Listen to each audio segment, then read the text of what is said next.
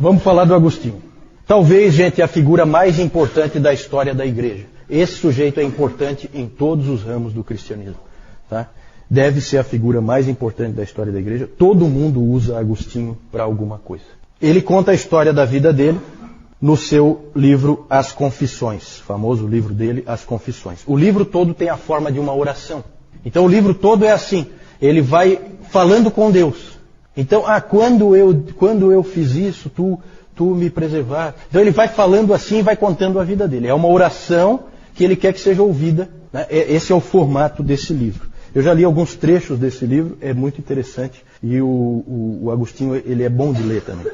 Ele tem umas frases de efeito assim, muito, muito interessantes. O Alistair McGrath disse que Agostinho é provavelmente a maior e mais influente mente de toda a história da igreja. Por isso não tem como a gente não dar uma atenção especial para ele, ainda mais pela importância que ele tem para a igreja reformada. Os primeiros 9 capítulos das Confissões, ele conta a história dele até a sua conversão, a história da vida dele até a sua conversão e um pouquinho depois. O grande tema é pecado e graça. Pecado e graça. O pecado de Agostinho e a graça de Deus. Agostinho nasceu em Tegaste, atual Argélia, no norte da África, no ano 354. O nome do pai dele era Patrício e o nome da mãe Mônica. Né? Quando a gente fala aqui do nosso bairro Santa Mônica, é a mãe do Agostinho, tá? Para quem não sabia. Essa Mônica é realmente uma mulher admirável. Ela entra naquela categoria lá que o Libânios falou, né? Que mulheres esses cristãos têm? Muito mais certo seria dizer que cristãs essas mulheres são, né? Eu acho que é mais correto. E ela é um exemplo de uma grande mulher de Deus. Era uma mulher de oração. O Agostinho, ele fala nas Confissões. Lembre-se sempre que nas Confissões ele fala sempre como se ele estivesse falando com Deus. Então ele diz assim: minha mãe, tua fiel serva, chorou mais por mim diante de ti do que as mães choram quando lamentam a morte de seus filhos. E na verdade, num sentido, Agostinho estava morto mesmo. Porque ele não seguiu a fé da mãe dele. Ele rejeitou a fé dela e viveu uma vida completamente mundana desde a sua adolescência e em diante. Por meio das orações de Mônica, Deus ouviu as orações de Mônica e ele foi alcançado. E a Mônica só morreu 1 ano depois da conversão do filho. Mônica também é um exemplo de testemunho dentro da família, porque o pai dele não era cristão, Patrício não era cristão, e a sogra, sempre tem que ter uma sogra, né? A sogra também morava ali com eles, e também não era cristã, e os dois muitas vezes tornavam a vida da Mônica difícil, ela como cristã, especialmente a sogra, né? Mas veja só o que o Agostinho diz dela. As virtudes com que a adornaste e pelas quais ele, o Patrício, a respeitou, amou e admirou, eram como muitas vozes constantemente falando a ele de ti. Certo? Ela é um exemplo de testemunho dentro da família, um exemplo dentro daquele de 1 Pedro. Né? Você ganha sem palavra pelo teu exemplo, pela tua vida, você ganha o teu marido, e ela ganhou o marido e ganhou a sogra. Tá certo? O Agostinho fala também que a atenção que dispensou e a sua constante paciência e gentileza também acabaram alcançando aquela velha senhora, que era a sogra da Mônica, certo? Vó do Agostinho. Agostinho a chama de uma serva dos servos de Deus. Depois, mais tarde, esse título foi dado para o Papa, né? Aí eu acho que fica bem melhor na Mônica. Eu acho que para o Papa fica muito ruim esse título aí. Não ficou legal, não. Vamos falar da vida dele de pecado. Ele fala nas Confissões de que ele pecou desde o dia que nasceu. Ele fala isso. Ele insiste nisso. Tem até um episódio interessante da infância dele, que ele gasta bastante tempo, que é um episódio em que ele, junto com outros meninos, resolveram roubar umas peras na casa do vizinho. E ele conta essa história das peras, de que ele não tinha a menor fome. Ele não tinha nenhuma razão para ir lá roubar aquelas peras. Ele foi roubar as peras pelo prazer de roubar as peras. Por isso ele foi. E isso é pecado. É o pecado na infância dele, né? Ele tinha prazer no pecado. E assim foi, ele na verdade, ele saiu da cidade onde ele morava e foi para a grande cidade de Cartago. no norte da África, e lá ele viveu então uma vida de imoralidade. Ele depois, mais tarde, teve uma concubina. Com essa concubina ele teve um filho, Adeodato. E então ele viveu uma vida de imoralidade. E ele começou a sentir que aquilo não era vida e ele queria sair, mas não sabia como. Inclusive tem aquela famosa frase dele: Senhor, dá-me castidade, mas não já. E isso aí, gente, por que eu estou falando tanto da vida do Agostinho? Porque na vida do Agostinho nós vamos ver a doutrina verdadeira sobre o homem, como o homem é. Deus fez questão de que aquele homem vivesse o que ele ia ler depois na palavra. Isso é muito nítido. Isso é muito nítido. Ele aprendeu sobre a graça através da vida dele e depois ele confirmou na palavra de Deus que é exatamente assim. O homem é assim. Eu não quero o pecado, mas eu quero. Eu não quero, mas eu quero. Eu sei que é ruim, mas eu quero fazer mesmo assim. E é assim que o ser humano é. Ele é escravo do pecado. Depois ele percebeu que ele podia ser grato a Deus pelos pecados que ele não cometeu. Ele escreve assim. Eu vou ler muita coisa que ele escreveu, tá? Eu atribuo, sempre das confissões, então sempre ele falando com Deus. Eu atribuo à tua graça quaisquer atos maus que eu não pratiquei. Então ele via também que, ao mesmo tempo que ele fez muitas coisas ruins, Deus impediu que ele fizesse coisas piores, né? E para quem não nasceu na igreja, quem viveu uma vida de pecado antes de vir para a igreja, sabe o que isso significa, né? Como realmente Deus preserva os seus eleitos. E ele diz assim: Deus colocou um gosto ruim em todos os meus prazeres pecaminosos, né? Isso Deus faz também. Ele faz com que você não consiga aquele prazer que você achava que ia ter. Porque você é um eleito e Deus vai te alcançar. Foi assim que ele fez com Agostinho. Ele diz que não estava buscando prazer em Deus, mas estava buscando prazer em si mesmo e nas outras pessoas. Interessante como ele coloca isso. Já começa a ficar claro no pensamento de Agostinho que o prazer é buscado em Deus. Aquilo que o John Piper bate tanto na tecla hoje, e que o Jonathan Edwards bateu, eles foram buscar lá em Agostinho. Tá certo? Ele foi se afundando daí em miséria, confusão e erro. Começou a ter uma esperança de que houvesse um caminho. Só que ele não foi imediatamente para a Bíblia, não. Ele começa a sua busca. Ele achava a Bíblia muito crua, sem refinamento, né? Aquilo incomodava ele. Então ele não foi para a Bíblia, foi teimoso. E ele fala então da sua mente errante, de como a mente dele funcionava a mil, né, como a gente diz. E ele começou então a seguir tudo que ele podia. Começou a seguir a filosofia. Quando ele tinha 19 anos, ele leu o Hortênsios, o livro de Cícero. Sempre Cícero. Ele leu o Hortênsios e aquele livro despertou nele a ideia da mente, a importância da mente. E despertou nele um desejo pela verdade. Da filosofia ele foi para a astrologia, que nessa época era relativamente respeitada. E aí ele diz assim: eu abertamente consultei estes impostores chamados astrólogos. De lá da astrologia ele foi para uma seita chamada maniqueísmo. O maniqueísmo é um tipo de gnosticismo que veio da Pérsia e lidava com o problema do mal. E ele dizia que o mal era alguma coisa que estava preso ao físico, ao material, e que Deus não tinha nada a ver com isso. E que Deus não pode conviver com um mundo assim, cheio de maldade. Só que, da mesma maneira que outros grupos que nós temos hoje em dia, como os Mormons e as Testemunhas de Jeová, e essas logosofias e essas coisas assim, são grupos que têm muitas afirmações, mas que não têm um sistema. Então, para uma mente inteligente como a do Agostinho, extremamente capaz, era altamente insatisfatório esse tipo de afirmação solta, que não tem lógica nenhuma, que é só uma afirmação muito bonita, mas que não tem uma amarração. Então, ele acabou abandonando também o maniqueísmo. Acabou encontrando alguma luz com os neoplatonistas. Só que porque os neoplatonistas falavam de uma terra de paz, de luz, só que eles não diziam como é que se chega lá. E o Agostinho fala que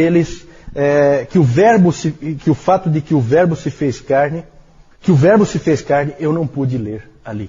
Essa informação ele não encontrou ali. E ele sabia, depois ele soube que esse é o único caminho, o fato de que o verbo se fez carne.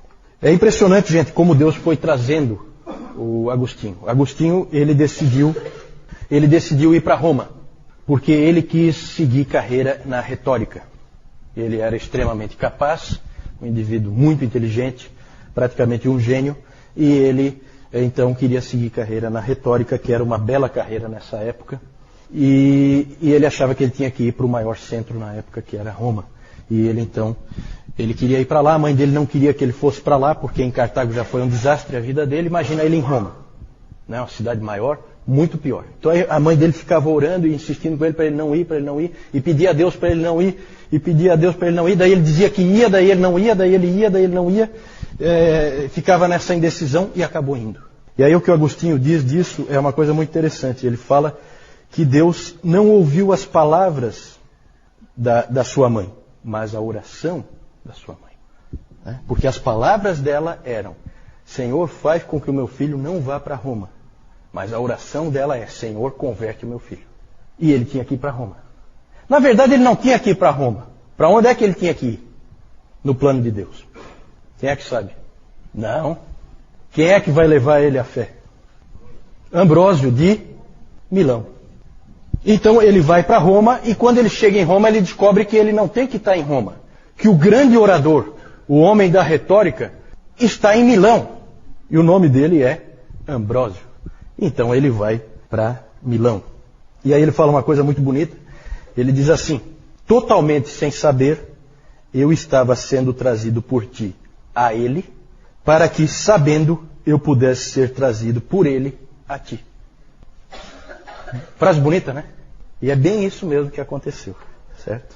Sem saber, eu estava sendo trazido por ti a ele, para que, sabendo, eu pudesse ser trazido por ele a ti. Ele se aproximou de Ambrósio, não pela fé cristã, mas porque Ambrósio era um grande orador. Só por isso. Veja que interessante. Mas aí ele escreve assim: eu comecei a gostar dele. A princípio não como um mestre da verdade, porque eu não tinha absolutamente nenhuma confiança na tua igreja. Mas eu comecei a gostar dele como um ser humano que tinha sido bom comigo. Vejam a importância do testemunho, vejam a importância dele ter sido bem recebido, dele ter sido acolhido por aquele grande homem de Deus que foi o Ambrósio. Enquanto em Milão, ele passou por diversas influências do Ambrósio e de outros irmãos ali da igreja que começaram a influenciar ele. Né? Ele ia sempre aos cultos, ouvia a palavra por causa da oratória, só que ele estava levando o evangelho. Então é interessante isso. E ele então leu um best-seller da época, que era o livro de Atanásio. Vejam como as coisas se interligam. O livro de Atanásio, que era um grande best-seller nas igrejas, a vida de Antônio, o eremita. Certo?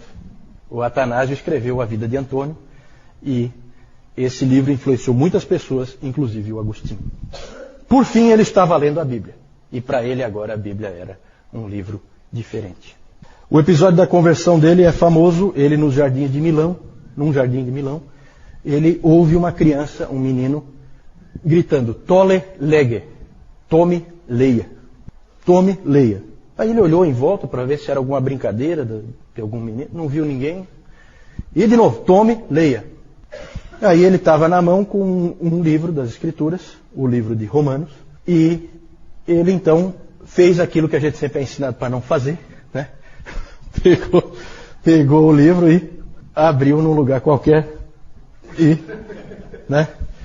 E ele então abriu em Romanos 13, no versículo 13. Alguém abre aí para mim, por favor? Romanos 13, versículo 13. Isso. Eu vou ter que repetir por causa do microfone, né? Andemos dignamente como em pleno dia, não em orgias e bebedices, não em impudicícias e dissoluções, não em contendas e ciúmes, mas revesti-vos do Senhor Jesus Cristo, e nada disponhais para a carne no tocante às suas concupiscências. Esse é o 14, certo? Então exatamente aquilo veio como uma facada nele, porque era exatamente o tipo de vida que ele vinha vivendo. Ali ele cedeu, ali ele entregou a vida dele para Cristo. Aos 32 anos ele era então uma nova criatura.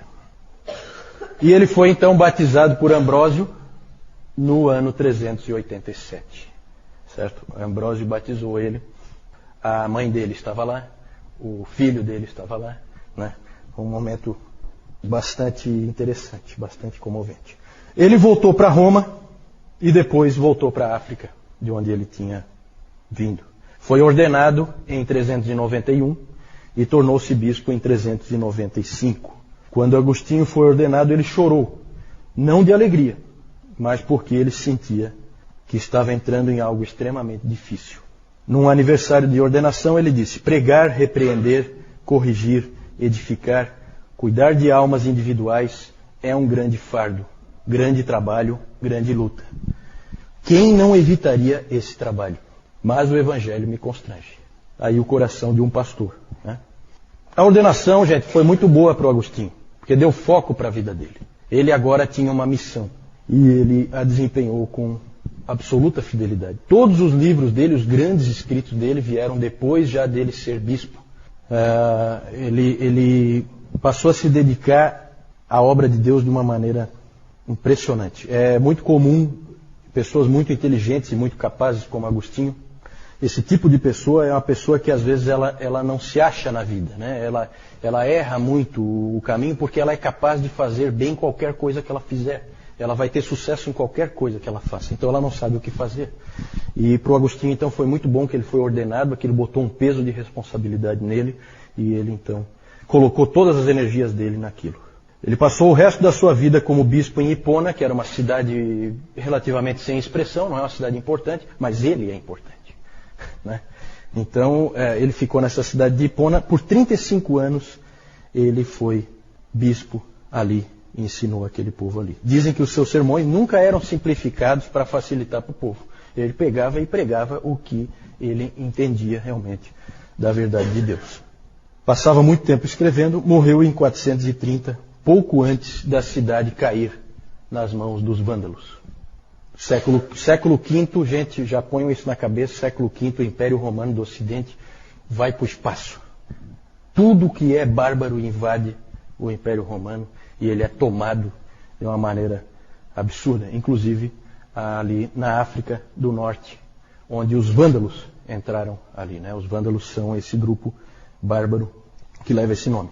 Aqui nós falamos então um pouquinho da vida dele, mas agora eu preciso falar um pouquinho de teologia, porque o momento é muito importante na história da igreja. O grandioso resgate da doutrina da graça de Deus. Deus escolheu esse homem aí para fazer isso. Nós nunca vamos entender por que Deus escondeu a doutrina da graça de Deus completamente da vista da igreja durante 300 anos. Isso é inexplicável. Não sabemos por quê. Mas esse foi o homem escolhido para trazer ela de volta. Temos aí algumas frases. F.F. Bruce diz o seguinte: a doutrina bíblica da graça parece ter sido enterrada na era pós-apostólica para reaparecer somente com Agostinho. E o B.B. Warfield diz: não há maior abismo na história do pensamento humano do que ocorreu entre a era apostólica e as eras seguintes. Não dá para entender o que aconteceu. Por que de repente todo aquele evangelho de Paulo, tudo aquilo que ele explicou ali em Romanos com tanta clareza, desapareceu. E ninguém mais falava com clareza da graça de Deus. Vejam bem, gente, não é que as pessoas não criam na graça. Não é isso. A situação aqui lembra um pouco a questão da doutrina da Trindade e da divindade de Cristo. As pessoas creem na graça de Deus, só que não está claro como que isso funciona. Falta sistematização. Falta deixar isso claro. E aí todo tipo de barbaridade começa a acontecer. Começam a haver ensinos errados. A ênfase em boas obras trouxe um desequilíbrio muito grande para a igreja naquele período, naqueles 300 anos. Né? É claro que, será que é possível exagerar a importância das boas obras? É claro que não, boas obras são importantes. Só que tem que haver equilíbrio com a graça. E esse equilíbrio se perdeu. Um exemplo, Crisóstomo. Falamos há pouco do Crisóstomo. Olha o que ele diz num determinado ponto. Tudo depende de Deus, mas não de forma que o nosso livre-arbítrio fique prejudicado. Deus não antecipa a nossa escolha para que o nosso livre-arbítrio não seja violentado. Mas quando escolhemos, grande é a assistência que Ele nos traz.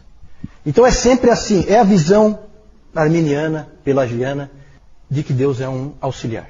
Você se salva e Deus te ajuda. Certo? Essa visão é desastrosa, completamente antibíblica, mas por causa do desequilíbrio que ocorreu, ela acabou sendo bastante comum naqueles 300 anos. Certo? E é claro que a gente não é tolo de achar que durante 300 anos Deus não salvou ninguém.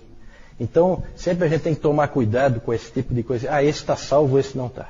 Ah, esse aqui não está salvo porque é arminiano. Ah, esse aqui... Gente, 300 anos. Você vai dizer que um Crisóstomo não foi salvo? Para, né? Sabe? Vamos tomar cuidado. Vamos tomar cuidado. Né? E esses indivíduos, eles precisam de graça por duvidar da graça. Né? É mais ou menos assim, tá bom? Agostinho trouxe muito da sua compreensão do Ambrósio. O Ambrósio já tinha trazido a ideia da graça, tinha começado. Inclusive, Agostinho dá crédito para o Ambrósio. Ele aprendeu muito com o Ambrósio. E a experiência do Agostinho, que nós vimos rapidamente ali, ajudou ele a enxergar a doutrina. O que ele viveu na carne ajudou ele a entender a doutrina bíblica. Certo? Ele acabou, a caminhada do Agostinho até Deus foi cansativa, foi laboriosa, não foi fácil ele chegar até Deus, e ele percebeu que quem busca na verdade é Deus. Deus é que nos busca. Ele entendeu que foi Deus que buscou ele no norte da África, trouxe ele para Cartago, de Cartago para Roma, de Roma para Milão. Para encontrar com um indivíduo que Deus já tinha preparado antes, que era governador da Itália, certo? E antes Deus tinha feito um outro indivíduo lá no Oriente, escreveu um livro sobre a vida de um outro indivíduo, que era um maluco que tinha ido para o deserto, né? E tudo isso Deus junta e traz um homem aos seus pés. E assim é o nosso Deus. É assim que Ele trabalha. Ele não trabalha como nós queremos, Ele trabalha como Ele quer. Certo? Ele nunca pôde ver, o Agostinho, a sua vida como uma vida boa que vai melhorando mais e mais. Certo? Que era um pensamento muito comum de um monge, por exemplo, de achar que não. É o pensamento católico romano, né? Do católico praticante, como se diz, né? Então eu vou melhorando sempre mais, né? Eu vou me tornando uma pessoa mais decente e com isso eu vou me salvando pelas minhas boas obras.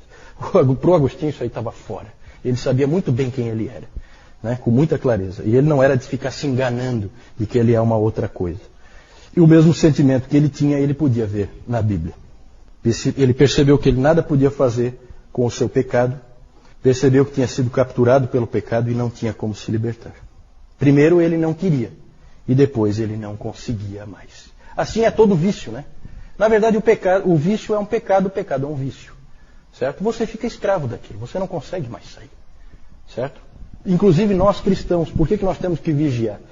Pensem nisso sempre, né? Se eu começo a cometer um pecado regularmente, se por exemplo eu começo a contar mentiras, eu me torno um mentiroso. Depois eu não consigo mais não mentir. Certo? Por isso que o cristão nunca pode brincar com coisas perigosas. E isso Paulo alertou um monte de vezes. Né? Todas as coisas me são lícitas, mas eu não me deixarei dominar por nenhuma delas. Certo? E é fácil ser dominado. Né? A fofoca, né? Vamos pegar uns exemplos assim, fora do mais tradicional. Se eu começo a fofocar, eu viro um fofoqueiro. Eu não consigo mais deixar de falar da vida alheia. Eu não consigo. É inevitável em mim. Porque eu fiquei escravo daquele pecado. Certo? Por isso que eu sempre fico com um pezinho atrás quando os médicos dizem que as coisas são doença, que são não sei o quê. Eu fico mais com a palavra. Eu acho que nós estamos com uma doença sim e o nome dela é pecado. A cura definitiva só no céu. Certo? Todos nós cristãos. E os que não são cristãos também. Ele descobriu na Bíblia que Cristo tinha vindo salvar pecadores. E que Ele nos salva pela fé. E que a própria fé é um dom de Deus. Foi Deus que deu a fé. Aí, é diferente daquela história ali do Crisóstomo, né? Aqui eu tenho que dar o primeiro passo e Deus vai me ajudar. Não. A fé é um dom de Deus. Ele viu isso na Bíblia. Aí ele descobriu na Bíblia que se Deus nos dá o dom da fé, é porque Ele nos escolheu. E Ele já tinha planejado nos dar o dom da fé antes que nós nascêssemos. Né? Então o Agostinho evidentemente pegou toda a doutrina bíblica conforme nós cremos hoje. Além do mais, gente, o que o empurrou a sistematizar ainda mais claramente toda essa doutrina da graça de Deus foi a controvérsia pelagiana. Pelágio é um sujeito que nós não sabemos se era um monge ou se era um leigo, provavelmente um monge, que veio das Ilhas Britânicas. Não sabemos se da Irlanda ou da Inglaterra. Ele veio para Roma e em Roma ele começou a trabalhar com os pobres. Ele queria ensinar aquelas pessoas mais simples, mais pobres, a serem bons cristãos. E ele ficou chocado com o que viu em termos de pecado que havia no meio das pessoas. Aquilo deixou ele bastante chocado. E ele também ficou profundamente chocado com uma coisa que ele leu lá em Roma, que foi as Confissões de Agostinho. Ele detestou aquele livro na hora em que ele leu. Quando ele leu o seguinte: dá-me a graça para que eu faça o que me mandas, e então manda-me fazer o que quiseres, ou com a forma simplificada que a gente sempre usa, né, dessa frase famosa do Agostinho, né, dá-me o poder para fazer o que tu pedes e pede o que quiseres. Né? Ele falando com Deus. O Pelágio achava que se as pessoas começassem a ouvir esse tipo de coisa, elas então se tornariam totalmente passivas e não buscariam mais a retidão, não buscariam mais o caminho certo, ficariam totalmente descuidadas na vida. Né? Nada mudou, né, gente? Continua essa acusação aí, totalmente falsa. O ensino do Pelágio era o seguinte, resumindo, né? Todas as pessoas nascem neutras, nem boas nem más. No pelagianismo não existe pecado original. Ninguém nasce pecador. As pessoas escolhem fazer o mal porque há muito exemplo de maldade em volta delas. Típico de religião natural, né? Ah, não, aquele indivíduo é bandido porque ele tem muito exemplo negativo na vida dele e tal. Ele dizia que há a possibilidade para cada um de nós de fazer tanto o bem como o mal. O livre-arbítrio que ele dizia. Às vezes ele chama o livre-arbítrio de a graça do livre-arbítrio. Porque começaram a acusar o Pelágio de não falar muito da graça. Pô, mas você não fala nada da graça. Daí ele assim, não, a graça do livre-arbítrio. Eu não consigo ver graça nenhuma aí, porque é o tal do livre-arbítrio, vocês podem ler o livro do Newton, é a graça do livre-arbítrio que leva as pessoas para o inferno. Né? Que graça que é essa? Maravilhosa. Para mim não serve. Ele dizia que você sempre pode escolher o caminho do bem e até mesmo pode atingir a perfeição. Por que não? É possível atingir a perfeição porque você nunca precisa fazer o mal. O F.F. Bruce disse que o Pelágio é o pai espiritual de todos aqueles que professam o credo popular inglês da justificação pela decência. Todos os discursos que incitam o homem à bondade, não, você tem que ser bom, você tem que fazer o certo aqui e tal, são discursos pelagianos. Né? Na verdade, eles apelam para o homem fazer o que ele é incapaz de fazer e que ele não quer fazer. Um discurso desse tipo pelagiano, um agostiniano logo levantaria, mas eu não consigo. Ele logo diria isso. O Agostinho respondeu ao Pelágio, deixando claro que nós somos incapazes de fazer o bem e não temos nenhuma vontade de fazer o bem. A nossa vontade está corrompida. Nós temos o pecado original, que veio em Adão, ele pegou de Romanos, todo aquele ensino. A graça de Deus não está lá para nos ajudar, como se pensava. A graça de Deus está lá para nos salvar. Pelágio então respondeu que o cristão então podia fazer qualquer coisa que ele quisesse. E o Agostinho retrucou, dizendo que a vida cristã é sempre um crescimento na graça. Costuma ser lento, com muitos tropeços dolorosos, mas o verdadeiro cristão crescerá na graça. O Pelágio, gente, queria que a igreja ele fosse um tipo de mosteiro com super cristãos dentro.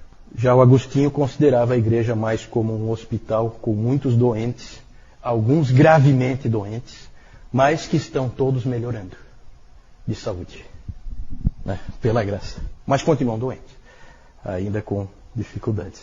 Né? Então é uma visão diferente. Perfeição só no céu.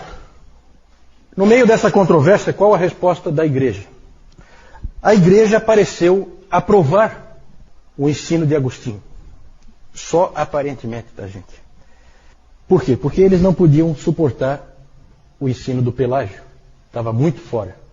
Só que ali, naquela época, eles na verdade estavam fazendo assim, ó, não, só existe Agostinho e Pelágio, então nós vamos ficar com Agostinho.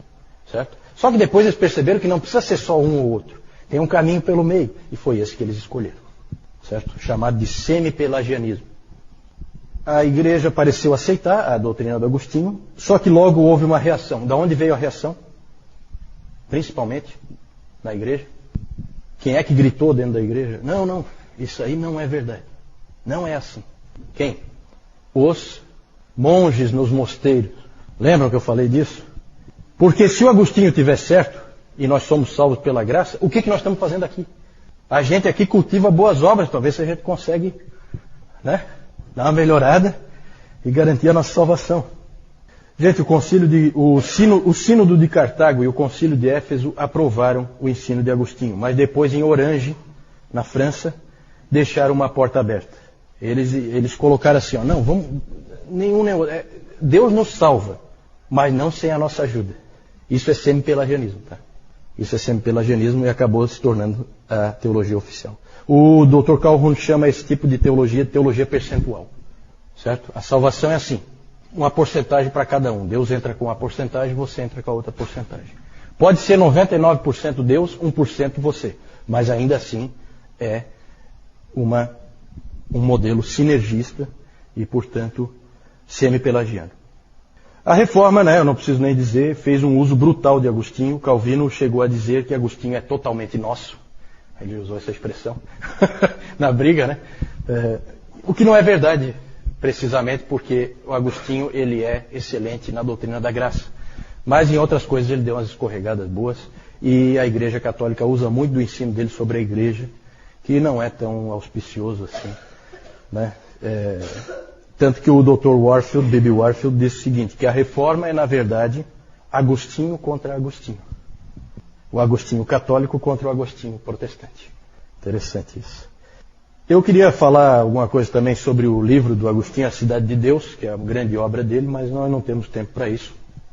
Nós vamos seguir em frente para encerrar com esse último item. Só aí algumas ilustrações aí do Agostinho e Mônica. Aqui o Agostinho, que ele teve um enfrentamento forte com os donatistas, porque foi bem lá no norte da África esse problema com os donatistas. E ali ele defendeu muito a doutrina da igreja, e ali que ele deu assim umas escorregadas para algumas coisas que nós não acreditamos.